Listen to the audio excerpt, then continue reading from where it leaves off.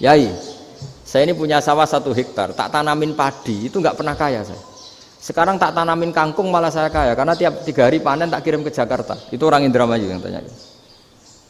Jadi tanam padi nggak pernah kaya, tanam kangkung kaya. Nah, karena dia orang soleh, kalau zakat boten. Mau diwajibkan zakat tidak makanan pokok, mau tidak wajib dia kaya. Semenjak itu perubahan di Indonesia ikut. Akhirnya ada zakat, pokoknya asal tanaman yang 1 nisab ya wajib zakat. Masih ada debat lagi. Ketika nanam ingin dipanen, itu dia petani apa pedagang? Karena nanti perdebatannya ikutnya zakat zuruk, zakat tanaman apa zakat pedagang. Kalau sampai nggak pernah debat berarti sebenarnya Anda tidak dosen Islam ini. Berusaha nggak pernah diskusi fikih apa Islam. Karena saya berkali-kali punya tamu itu begini, Gus saya ini pedagang melon, tapi dia penanam melon, jadi pedagang yang agak ingin badi banyak. Itu caranya gini Pak Rektor, saya misalnya pedagang melon, daripada saya kulak di pasar atau dari petani sudah mahal, nyewa tanah sekian hektar terus ditanami melon. Setelah berhasil ini dia zakatnya tanaman apa zakat pedagang?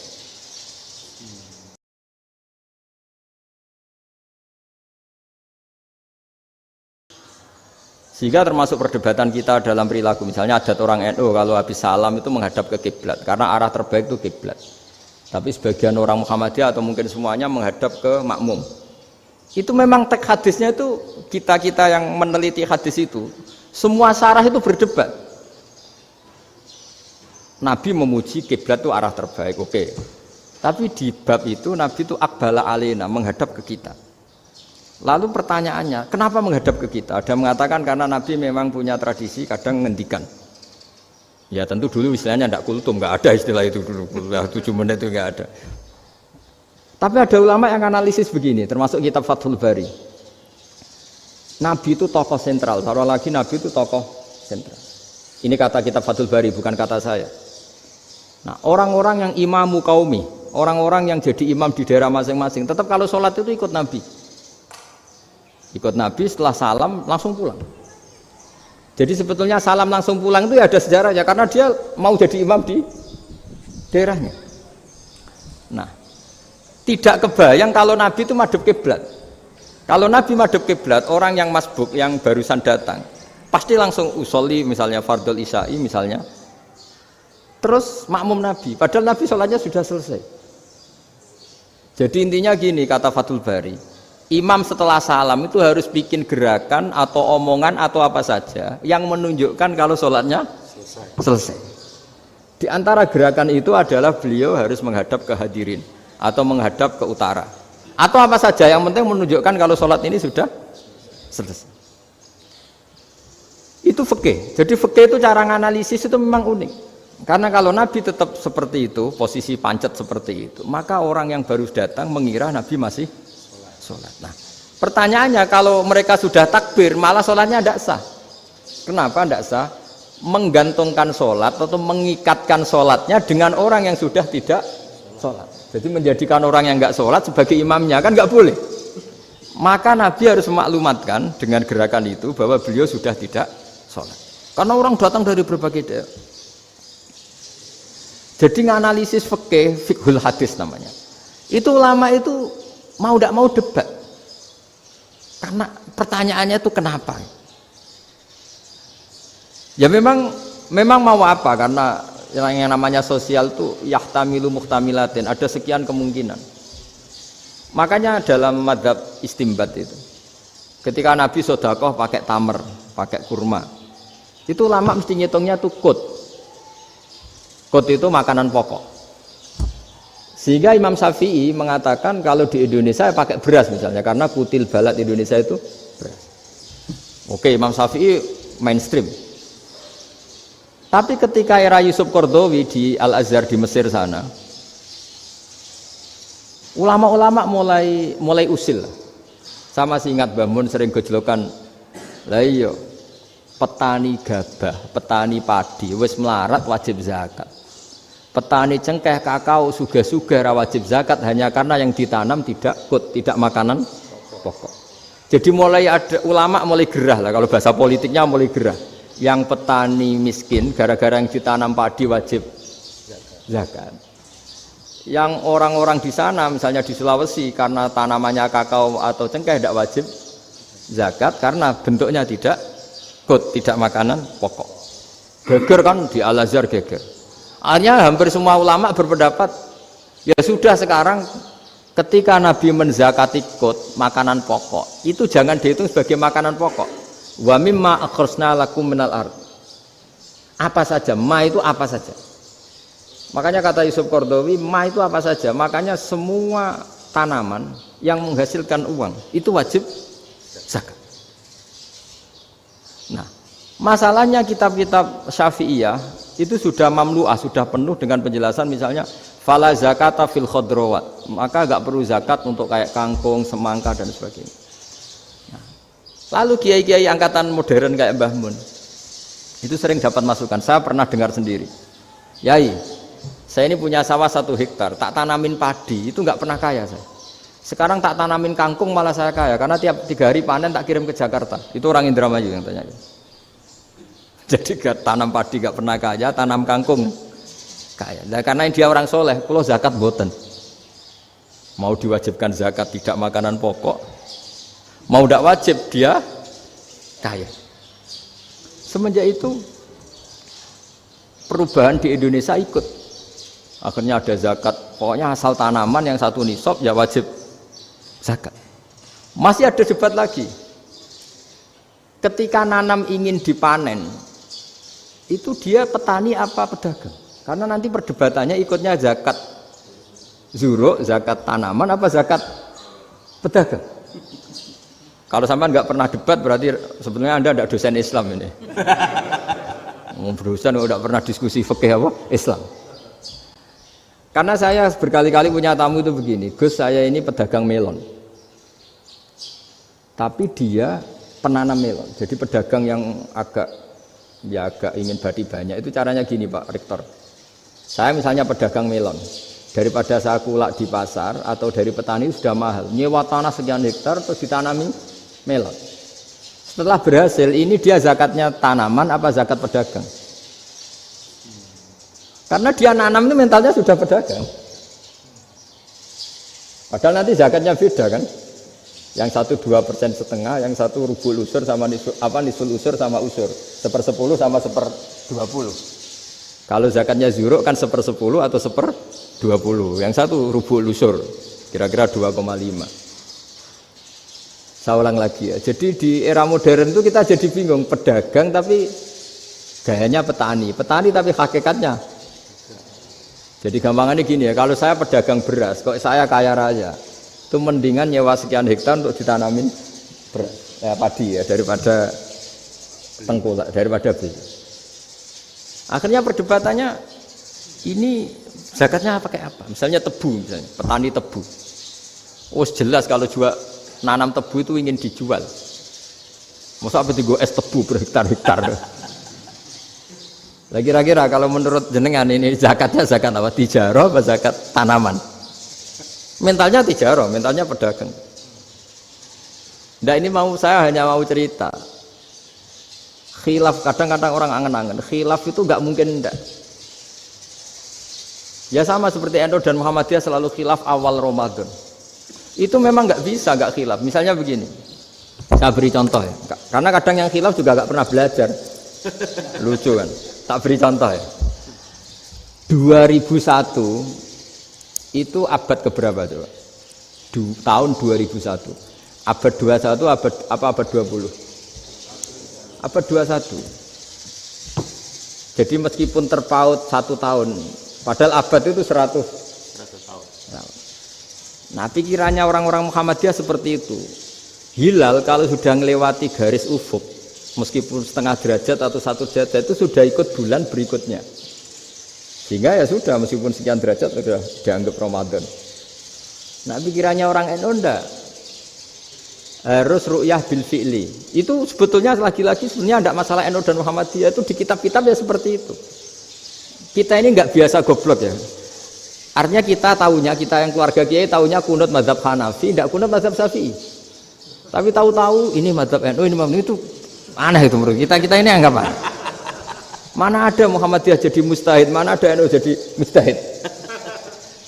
Jadi sebetulnya orang tahu semua lah kalau Abu Hanifah itu tidak kunut, Imam Syafi'i itu kunut. Imam Syafi'i pernah main di masjidnya Abu Hanifah ya tidak kunut, ditanya kenapa tidak kunut? Jenengan itu presiden kunut, tidak sanggup mati Abu Hanifah. Dulu dia biasa aja. Sekarang geger, ya karena tidak punya kegiatan.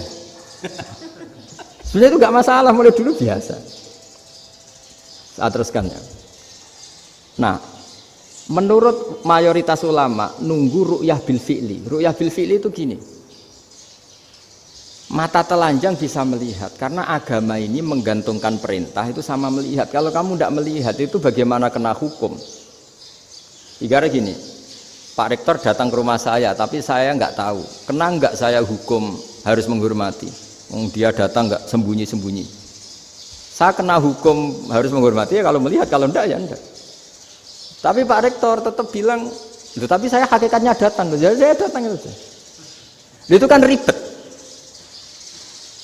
Akhirnya ya sudah itu nggak ada khilaf sampai mati ada khilaf karena yang satu menggantungkan hukum itu digantungkan sama tahu. Kalau tidak tahu ya, misalnya baju saya ini hakikatnya ada najis, pas sholat saya tidak tahu. Sholat saya sah apa enggak? Sah. Karena hakikatnya, ya memang saya tidak tahu. Tapi hakikatnya ada najis apa enggak? Ada. Ya sudah itu sama-sama masuk akal. Ada lagi khilaf yang senam otak. Fasyamu salasati ayamin fil haji wa sab'atin idza raja'tum. Singkat cerita ada satu pelanggaran haji yang kata Allah kafarohnya itu puasa 3 hari sama 7 ketika kamu pulang, idza raja'tum, ketika kamu pulang. Dalam mazhab Syafi'i yang namanya pulang itu yang haji sudah sampai rumah. Di mana-mana pulang itu ya sampai rumah. Dalam mazhab Abu Hanifah enggak, ketika orang sudah balik kanan dari Arab Saudi, dari Mekah, ya namanya sudah pulang. Misalnya gini, ini Pak Rektor pamit saya, Pak Haris. Gus, Pak Haris mana? Ya sudah pulang kata saya, padahal sampai pandangan sampai depan. Tapi bagi keluarganya belum pulang. Lalu idza raja'tum ketika pulang itu bahasanya siapa? Bahasa istrinya apa bahasa yang ditamoni? Kamu ditamoni orang, terus kamu tamunya mana? Sudah pulang. Tapi tanyakan istrinya, belum pulang. Jadi khilaf-khilaf gini kok jadi geger itu kan goblok banget maksudnya itu. Jadi biasa, gitu itu biasa. Jadi ya karena memang ini bukan masalah akidah, ini masalah furu'iyah, masalah fikih itu masalah furu'iyah. Mau tidak mau harus beda. Misalnya di sholat juga gitu. Wa ayyuku udin ko adal musolli sohat sholatu. Duduk dengan gaya apapun itu sholatnya sah. Sehingga sampean kalau haji atau umroh, orang Arab itu jenenge duduk ngenak awak di kursi. Duduk sopan ya hanya orang Indonesia loh. Kalau sholat itu masih duduk ala orang tahiyat. Kalau sampean di Mekah, duduknya pakai apa coba? Kursi ya? Oh enak sholat duduk. Karena memang takbirnya di fikih dengan duduk gaya apa saja sah. Makanya sengenak awak duduk di kursi. Ribet kan? Mau tidak disahkan itu namanya duduk. Mau disahkan masa iya soal Allah kok duduk santai-santai gitu. Tapi mau apa? Ini fikih. Biasa orang lagi ini fikih. Fikih itu ya sudah ini fikih. Makanya kalau ulama berdebat misalnya Abu Hanifah berpendapat sholat itu wajib baca Fatihah apa asal Quran. Dalam mainstreamnya ya Fatihah karena la sholata liman lam yaqra bi Fatihatil kitab. Tapi cara Abu Hanifah enggak. Faqra'u ma tayassara minal Quran, bacalah apa saja yang mudah bagi kamu. Asal itu Quran. Sementing enggak gending Jawa, enggak nyanyi lah gitu. Ya sudah mau apa coba? Jadi ya susah memang kalau fikih itu ya sudah seperti itu. Ada lagi yang masih ekstrim misalnya. Yang namanya menyembelih hewan itu gimana coba? Dari hidup ke mati apa pasti mati disembelih? Cara mazhab Imam Syafi'i yang namanya menyembelih itu penyembelian harus menjadi sebab kematian. Itu yang sah. Seorang lagi penyembelian menjadi sebab kematian yang syar'i. Sehingga beliau mensyaratkan hewan yang disembelih ini masih punya hayatun mustaqirrah, punya kehidupan yang normal. Sehingga kalau nggak disembelih ya hidup. Sehingga kalau ada hewan ketabrak truk kejet-kejet, mesti mati ini buat sembelih. Itu nggak sah, karena nggak usah disembelih ya wes mati kan. Karena ini hanya nunggu koordinasi Israel kan, dia kejet-kejet itu kan prosedur itu. Tapi tidak disembelih pun mati. Tapi cara mazhab Malik enggak. Pokoknya anggere jek duwe nyawa jenenge kewan urip. Dengan kamu sembelih berarti matine mergo mbok sembelih. Meskipun nanti ya enggak usah disembelih ya mati. Coba hitung secara ilmu matematika. Kalau enggak disembelih hidupnya 5 menit. Gara-gara kamu sembelih hidupnya langsung mati. Terus dia matinya, cara di persidangan matinya disebabkan apa? Disebabkan disembelih apa kecelakaan? Loh, ya debat toh kamu. Sama-sama UMM aja debat.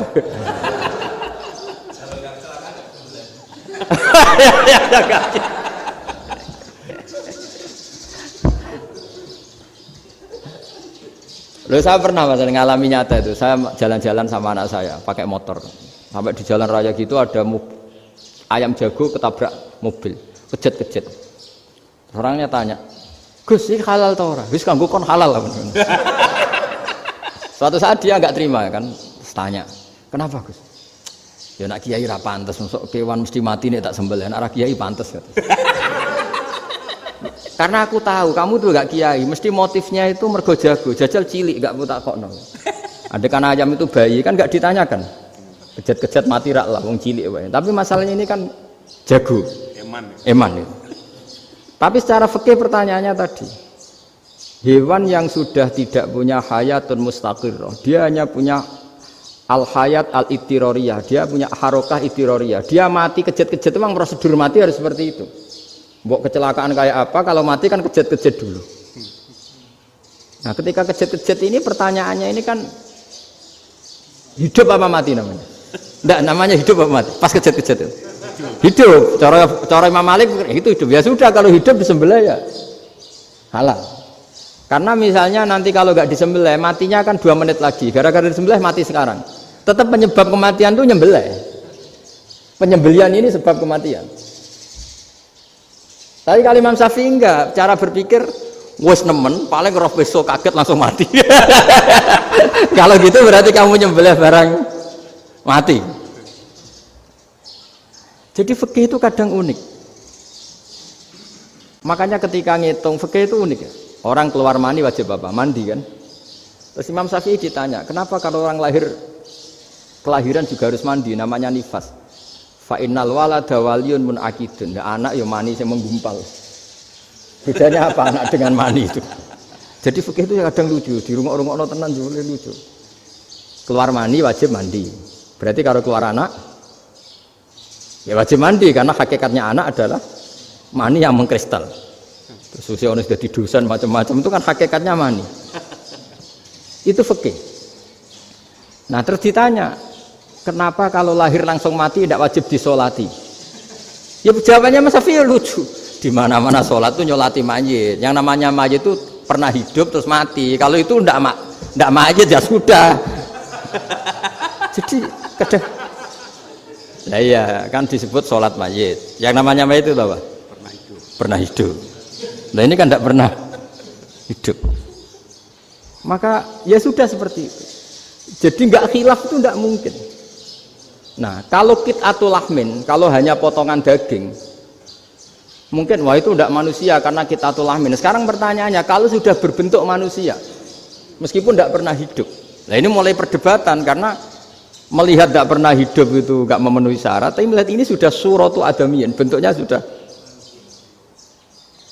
Nah kira-kira gitu perdebatan fikih. Makanya dulu awal mula zaman sahabat itu sudah debat. Masyhur kan Nabi ada kontingen ke Bani Quraidah. Ya kalau kira-kira saya minta Pak Rektor kamu jangan kalau ke Malang jangan sholat asar kecuali sampai Tuban. Sebelum Tuban ternyata matahari mau tenggelam. Terus Pak Rektor milih, wah sudah sholat di Bulu. Padahal belum Tuban. Padahal saya bilang jangan sholat asar kecuali di Tuban. Yang Pak Haris enggak, tetap sholat di Tuban meskipun matahari sudah tenggelam. Karena Nabi menyebut tuban. Singkat cerita, zaman itu kan Bani Quraidah. La tusolliyanal asra illa fi Bani Quraidah. Kalian semua jangan sholat asar kecuali sampai Bani Quraidah. Ternyata di tengah perjalanan matahari sudah mau tenggelam, kira-kira kurang 2 menit atau 3 menit. Sahabat-sahabat, sudahlah kita sholat asar di sini. Kalau sampai sana pasti sudah tenggelam. Separuh sholat. Yang separuh enggak, kata Nabi harus di Bani Quraidah. Ya sudah nunggu di Bani Quraidah meskipun matahari sudah tenggelam. Singkat cerita 2 kelompok ini matur, ya Rasulullah kita ngalami ini perdebatan gini-gini. Di semua riwayat di hadis-hadis sahih disebut falam yu'annif wahidan minhuma. Nabi tidak menyalahkan salah satunya atau enggak menyalahkan dua-duanya. Itu bahasa Indonesia juga ribet, yang benar gimana itu?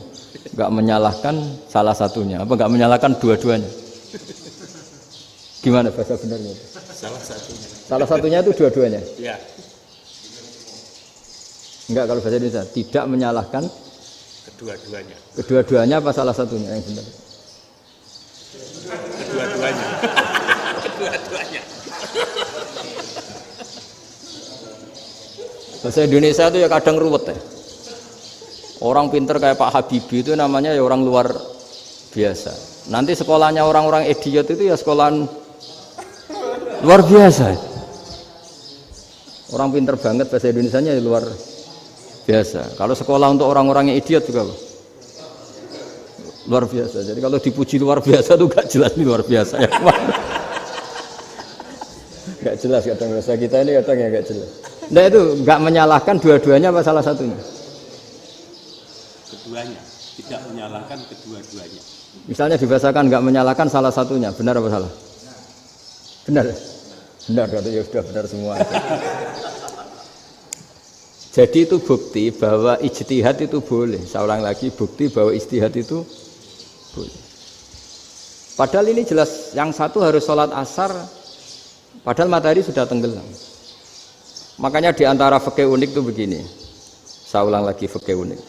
Saya menyaksikan betul ketika ada orang tanya Mbah Mun saya ini Kopassus. Kadang latihan itu sampai waktu zuhur habis. Saya harus bagaimana? Jawabannya Mbah Mun itu unik. Sementing ojo ngosor sholat. Engko yo aja niat jamak. Atok kodok katanya. Singkat cerita terus orang ini diskusi sama saya karena ini ya alim pernah mondok. Kenapa qashar tidak boleh? Karena qashar itu ekstrim, merubah bentuk sholat dari 4 menjadi 2. Maka alasannya harus jelas. Harus jelas itu orang yang latihan di Kopassus itu kan dia sudah berasrama di situ. Berarti dia sudah tidak musafir karena asramanya di situ, sudah mukim. Kalau dia qashar itu merubah bentuk sholat dari 4 menjadi 2. Merubah itu ekstrim. Tapi kalau dia qadha itu hanya mengakhirkan sholat dari waktunya. Kira-kira kalau kamu jadi malaikat ekstrim mana? Merubah sama menunda? Ekstrim merubah kan? Karena 4 menjadi 2. Terus ojo jamak takdim tapi jamak takhir. Itu juga penting. Bagi pengkaji fikih itu penting. Kalau jamak takhir itu salah-salah sithik ora pati popo. Kenapa? Kan mirip duhur qadha. Kalau jamak takhir kan. Tapi kalau jamak takdim asar kok di waktu duhur, ekstrim mana? Perubahan takhir sama takdim itu ekstrim mana? Ekstrim takdim karena melakukan sesuatu belum waktunya. Belum waktunya. Jadi itu memang ya memang tadi kajian-kajian fikih itu memang unik. Karena bagi ahlinya, saya ulang lagi tapi ini saya ulang lagi bagi ahlinya. Makanya ketika Nabi menjamak sholat ketika nusuk, ketika haji itu kata Imam Syafi'i lis safar. Karena Nabi pergi jauh karena rumahnya Medina. Tapi resikonya fatwa itu adalah orang Mekah nggak boleh jamak karena kawasannya nggak sampai 90 kilo lah kalau sekarang mungkin. Tapi kalau tahu Imam Malik nggak, jalin nusuk sehingga orang Mekah pun yang haji ya boleh jamak karena alasan jamaknya karena nusuk, karena haji bukan karena jarak. Terus diteruskan lagi. Kalau karena pergi boleh jamak, memangnya pergi itu kenapa? Karena repot. Nah itu masalah kan, masyakoh. Terus mulai ada orang-orang yang ngawur kan, resepsi jamak, ribet. Wis resepsi duit utangan kan capek. Wah, itu sudah jamak. Ribet kan. Jadi kalau sudah illatul hukmi itu sudah mesti bikin masalah. Kalau sudah illatul hukmi itu pasti bikin masalah. Nah, pertanyaannya, jamak itu masih gampang karena bentuknya sholat masih 4. Yang ekstrim kalau qasar karena bentuk sholat 4 menjadi 2. Maka kata Mbah Mun pesennya, nak kue ra mesti bener, jika alasan itu tidak mesti benarnya. Pokoknya sementing tidak qasar katanya. Juga tidak jamak takdim karena qasar ini kan merubah bentuk sholat kan ekstrim. Jamak takdim juga ekstrim karena mendahulukan sholat sebelum waktunya. Kalau jamak takhir kan biasa, kalaupun salah kan mirip kodok. Ya mirip kodok biasa kan. Nah ini saya cerita, jadi fikih itu bagi ahlinya itu memang punya konsekuensi yang seperti itu. Makanya pertanyaannya misalnya, bagaimana hukumnya penyembelihan lewat mesin? Ya, ribet kan. Bagaimana nyembelih dari belakang? Saya baca di kitab-kitab nyembelih dari belakang itu ya hukumnya tetap boleh asal itu hulkum dan mari itu terpotong. Tapi pertanyaannya, jangan-jangan ayamnya sudah kaget dulu karena uratnya ini. Makanya perlu ditanya ahli medis, setelah uratnya tercabut ini jangan-jangan sudah berstatus mati. Kan potensi ketika dipotong dari sini, potensi sudah berstatus mati.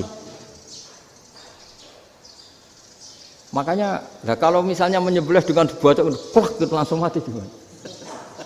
Itu tetap ada dokhtoh, kalau dalam bahasa fikih dokhtoh.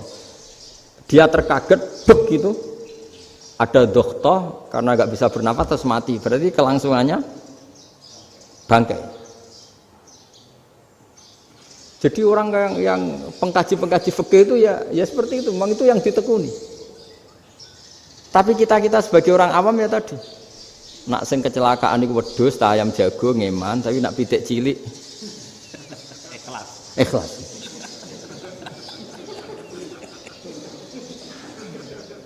Makanya ada pertanyaan orang-orang, saya pernah ditanya itu ya bingung tenan. Gus, kalau ada orang mati oplosan misalnya, jenengan datang sholat enggak?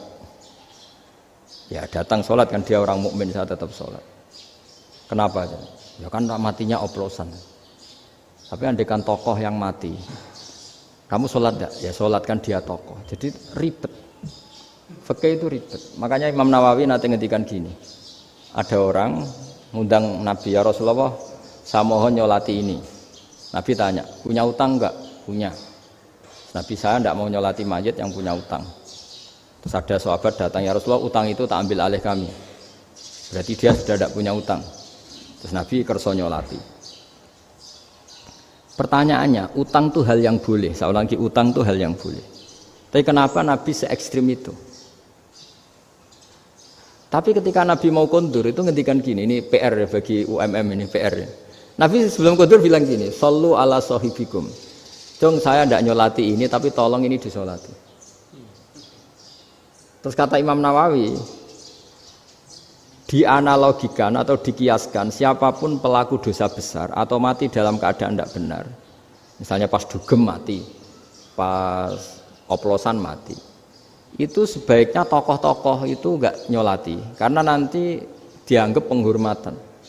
Misalnya ketua PP Muhammadiyah rektor nyolati wong mati oplosan kan keren. Mati oplosan disolati rektor. Ya sudah, tapi kalau enggak disolati nanti ada tradisi yang keliru yaitu janazatul muslim tidak ngalami disolati padahal siapapun yang muslim janazahnya harus disolati. Makanya setengah-tengah ya ora usah rektor lah, mbok satpam pokoknya kudu tetap ada yang sholat gitu. Itu kata Imam Nawawi. Jadi ketika ada orang mati enggak benar, itu sebaiknya tokoh-tokohnya enggak ikut nyolati, tapi awamun nas, orang kebanyakan ikut sholat. Jadi fikih itu agak jelimet karena tadi ketika tokoh ini nyolati, pertanyaannya bedanya apa mbek sing mati ning masjid mbek mati oplosan? Karena sama-sama semua orang nyolati kan tidak ada sanksi sosial itu. Tapi ketika nggak disolatkan sama sekali, wah lebih parah lagi. Ini ada janazatul muslim tidak disolati. Sehingga kata Imam Nawawi, ini hebatnya Nabi tengah-tengah. Jadi Nabi kundur, dong saya ada nyolati, tapi shollu ala sahibikum. Ya tapi ini kamu harus nyolati.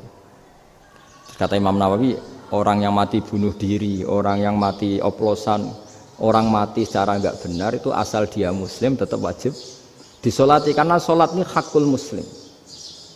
Kan seorang muslim diantara haknya apa? Ketika mati dikafani, dimandikan, disolati. Tapi ini masalahnya matinya pas murtakibul kabiroh, pas melakukan dosa besar. Dan itu sebab kematiannya. Kalau dia oplosan, kan sebab matinya ya karena oplosan. Ya kan terus ribet. Mau disolati oleh, apalagi misalnya kita ketua ulama, punya terkenal wali. Wah keren, mati oplosan disolati wali, kan ribet kan. Nanti yang repot malaikatnya. Itu ya, ini yang nggak kata bahaya. Saya pernah baca kitab itu yang repot malaikatnya. Itu ada yang bilang gini, orang yang punya hutang itu pasti nanti hisabnya berat, diaudit malaikat sampai bisa nyaur hutangnya. Sementara malaikat kena konstitusi, kalau Nabi mendoakan harus mustajab. Ini kan ada dua hukum yang berlawanan. Sekali Nabi berdoa, Allahumma ighfir lahu warhamhu, itu harus dituruti malaikat. Nggak boleh doanya Nabi nggak dituruti malaikat. Sementara aturan Islam juga harus dituruti, bahwa orang yang punya hutang harus tersandra oleh hutangnya. Tapi nak sing dunia Pak Haris kan, nggak tekno, nggak ngefek gitu. Jadi misalnya Pak Haris dungo sampai nangis semua maghfir lahu kan, nggak ngefek. Malaikat nggak itu, nggak sudah lah. Tapi kalau Nabi yang berdoa kan harus dituruti. Ini masalahnya kan itu. Nah kalau diturutin berarti hutangnya harus bebas. Padahal secara aturan harus tersandra karena punya hutang. Nah, nanti sama kalau yang mati oplosan ini yang doain wali, kok wali sampai Allahumma ighfir lahu. Doanya wali kan harus terkabul. Sementara secara hukum dia harus kena sanksi karena oplosan tadi. Daripada ngerepotno malaikat, sudahlah wali-wali ini tidak usah ikut nyolatin. Yang nyolati ya orang-orang nggak jelas ini, sehingga kan malaikat kan santai aja kalau mau nyiksa. Loh tapi kan sudah didoain, nggak ngefek. Karena doanya orang-orang nggak penting. Itu ada tuh di sarah Muslim itu. Di sarah Muslim di bab ketika Nabi ngintikan babu qauli Rasulullah sallallahu alaihi wasallam, shallu ala sahibikum. Jadi belajar fikih itu asiknya. Karena tadi harus dipelajari. Kalau enggak, ilmu ini hilang. Terus nanti takutnya lagi ilmu fikih itu direduksi sosial. Terus misalnya gini, pepe wong cilik wae kiai-kiai ra gelem nyolati. Orang melihatnya ini karena yang oplosan wong cilik om larat ra disolati. Jajal bupati ya disolati, mergo amplopnya gede-gede. Kan terus ruwet kalau dianalisis gitu kan ruwet. Makanya kenapa saya harus ngomong fikih supaya semuanya itu enggak didudukkan urusan sosial itu. Nah kalau semuanya didudukkan sosial kan sentimennya sentimen sosial. Ribet. Padahal yang sering mati oplosan itu kan wong-wong cilik gitu loh, karena tadi kalau wong sugih kan pakai whisky yang mahal yang insya Allah tidak mati kan gitu. Yang mati kan ya mergo Pertos macam-macam itu kan. Artinya ini kalau nggak diterangkan secara fikih, kiai-kiai yang nggak datang dikira masalah sosial kan. PP salam template era gede terus nggak datang kan terus jadi ribet. Ya makanya ini apa lewat pengajian ini supaya sampean lebih tahu ya bahwa khazanah Islam ini kata beberapa ulama kafatal linnas, maknanya semuanya, sehingga Allah akan mentakdirkan kajian Islam akan ada di seluruh dunia. Jadi kenapa IAIN marak di Indonesia, UMM, Universitas NU banyak, karena agama ini kafatal linnas, tidak miliknya orang Arab tapi milik semua. Orang alimnya juga gitu. Ketika ada liga alim seluruh dunia, itu orang Indonesia, orang Afrika, ya selalu ada orang alim yang kelas dunia. Seperti dulu ada Imam Bukhari, itu as-sakhul kutub ba'da kitabillah. Kitab terbaik setelah Quran itu Bukhari. Padahal dikarang oleh orang Uzbek. Kata siapa? Islam As-Sofyan, orang Arab ngakui kalau kitab paling sahih itu Bukhari. Mekah Madinah pun ngakui kalau kitab paling sahih Bukhari. Padahal pengarangnya ada orang Arab. Orang mana? Uzbek. Imam Ghazali yang diakui seluruh dunia itu Atos itu ikut Persia. Juga bukan orang Arab. Sibawah ini orang Persia. Nah, ini yang belum ada orang Malang ini, tinggal PR ini. Ya, nyusul ya. Ya, saya kira demikian. Assalamualaikum warahmatullahi wabarakatuh.